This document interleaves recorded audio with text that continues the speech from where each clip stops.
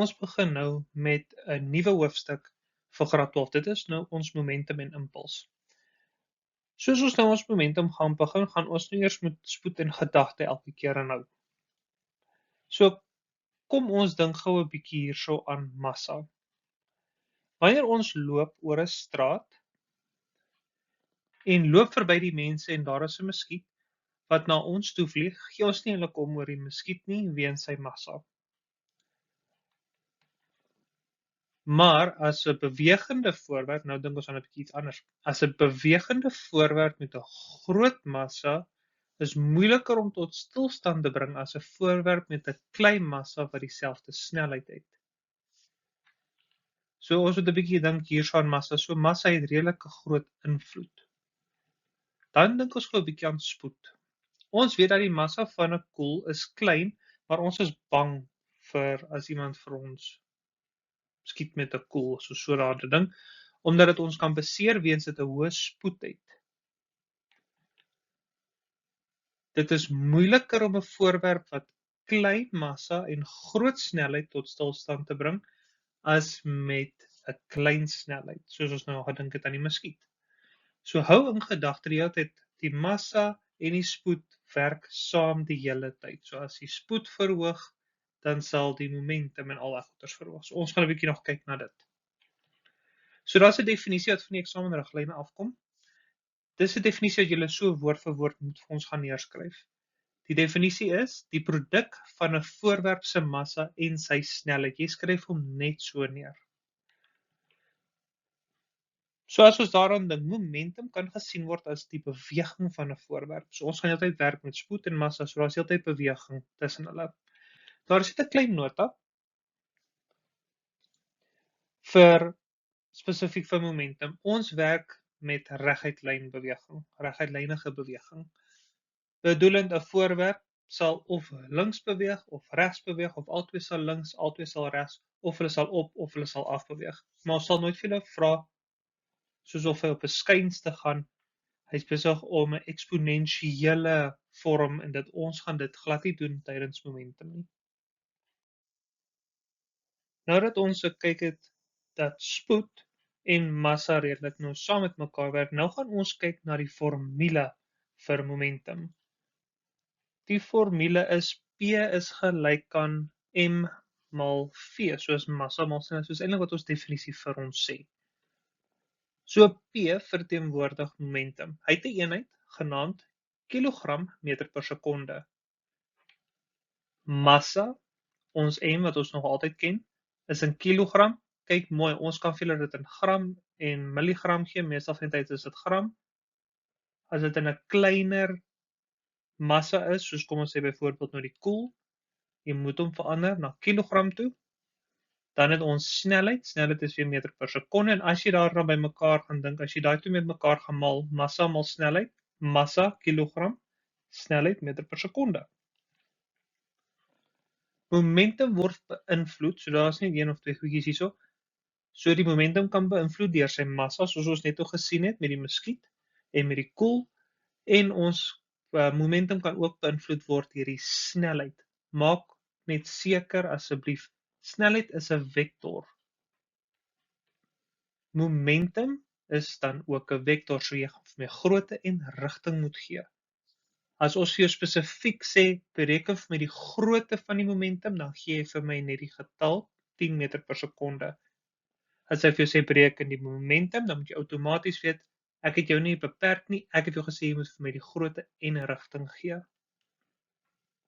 Dan is daar ook 'n definisie van die eksamenriglyne af wat jy moet ken. Definisie van lineêre momentum van 'n voorwerp is een van wat ons julle kan vra. Dit is 'n vektorgrootheid met dieselfde rigting as die snelheid van die voorwerp. 'n Klein dingetjie hierso, want ons gaan nog berekeninge doen. Onthou om altyd vir my rigting in te sluit in jou momentumbeweging. Ek het dit net so lank hier ingesit, julle dit moet in gedagte hou. As julle nie vir ons die rigting gee nie, kan dit redelik jou punte beïnvloed. Ons gaan nou na twee voorbeelde kyk. Die voorbeelde is basies, so ons gaan nou, as jy net nou die kan verstaan van momentum, ons gaan nou op die momentum formule begin bou tot op 'n sekere punt. So kom ons kyk gou na twee voorbeelde. Die eerste voorbeeld sê vir ons daarso 'n motor met 'n massa van 800 kg beweeg teen 'n snelheid van 40 meter per sekonde wes. Wat is die momentum van die motor? Eerste wat jy gaan doen is jy gaan eers vir my gaan neerskryf se rigting het jy gekies as positief. Ons gaan meer oefeninge nog van dit doen, maar ons wil net die basies gou 'n bietjie onder die knie kry. So wes is positief. Ons gaan skryf die formule neer. P is gelyk aan M mal V. En dan gaan ons net gou 'n getal insit by ons massa, het hulle gesê is 800 kg, so ons het die 800 ingesit. En hulle het vir ons die snelheid gegee 40 meter per sekonde wes, so ons gaan hierso 40 as positief inskryf, want ons het gekies positief as wes. As jy oos gekies het as positief, dan sou dit minus 40 wees. Jou antwoord sou negatief wees en dan sou jy nou maar net jou rigting verander het, die getal in die rigting van wes. Ons gaan nou daar kyk. So as ons dit gaan uitwerk, kry ons hier so 'n positiewe getal 32.000 kilogram meter per sekonde wes. Hoekom het ons die wes bygesit? Want ons het nou net gesê momentum is 'n vektor. Die volgende voorbeeld: 'n sokkerbal met 'n massa van 420 gram word teen 20 meter per sekonde geskop na die doelhok. Bereken die lineêre momentum van die bal. Lineêr, soos ons dit gesien het ook, is hy beweeg van links na regs, soos 'n reguitlynige beweging. So ek gaan nou hierso sommer gaan en sê regs as positief. Hoekom het ek gesê maar sommer reg? Want ons sien dit sommer die doel is hierso. So jy gaan nou jou som moet gaan doen volgens jou rigting wat jy gekies het. Weer hulle het gevra vir momentum, so P is gelyk aan M mal V. Ons het gesien hierdie is nou in gram, hulle soek die massa, so ons verander dit na kilogram toe en dan het sy snelheid 20 meter per sekonde geskop na die doellok toe, sy beweeg in 'n positiewe rigting. Dan as ons dit gaan uitwerk, kry ons 8,4 kg meter per sekonde. Ons weet momentum is 'n vektor. Nou het ek nie vir jou rigting eintlik gegee nie. Ek het nie vir jou gesê hy beweeg regs, beweeg links nie. So hulle het gesê hy word geskop na die doellok toe. So na die doellok is positief, weg van die doellok is negatief. So ons gaan sê in die rigting van die doellok. Ons het nou na twee voorbeelde gekyk. Ek gaan nou 'n bietjie meer in diepte gaan met die formule, want jy moet die formule kan gebruik om spesifieke vrae te kan beantwoord. Daar is ons formule vir ons gegee. P, waar ons normaalweg gesê het P is gelyk aan M mal V. Nou gaan ons net gaan en sê die lineêre momentum is direk eweredig aan beide massa en snelheid van 'n voorwerp. So gaan ons dit nou sien, hoe kleiner die massa, hoe kleiner die momentum van 'n vaste snelheid. So as daai snelheid konstant is en ons het die massa verhoog, byvoorbeeld, dan gaan die momentum verhoog. As die massa verklein, dan verklein die momentum, soos ons nou daar gesien het. Selfde nou hierso, as die massa konstant is, geld die beginsel van die hoorsnelheid. So as die massa, kom ons sê, oral dieselfde is, dit is 10 kg oral, maar die snelheid het verhoog, dan gaan die momentum verhoog. As die snelheid verminder, dan gaan die momentum verminder. So dit is hoekom hy direk eweredig is. So hou nou 'n bietjie hier in gedagte, soos ons net nou met die spoed en die massas gedoen het. 'n Voertuig beweeg teen 120 km per uur het 'n hoër momentum as dieselfde voorwerp of voertuig wat beweeg teen 60 km per uur. Momentum is verwant aan snelheid. Hoe laer die snelheid, hoe minder die momentum, soos ons nou net hierbo gepraat het van die snelheid en die massa. Nou hierso is 'n klein dingetjie wat julle net kan sien. Verskillende voorwerpe kan dieselfde momentum hê. Hoekom? Kom ons kyk gou hier na 'n voorbeeld. Hulle sê 'n motor met 'n massa van 1000 kg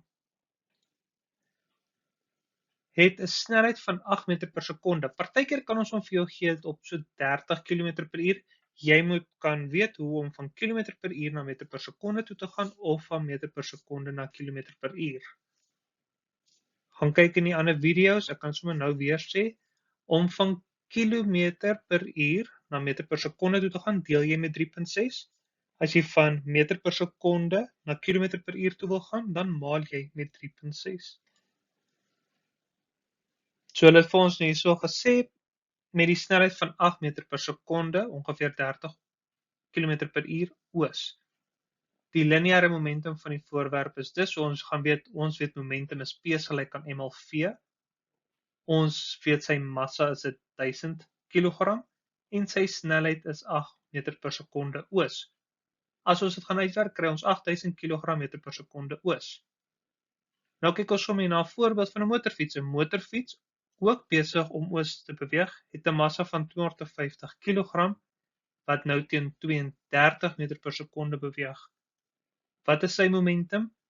So sy momentum gaan dan 250 maal 32 wees en ons kom ook op 8000 uit kg per sekonde oos.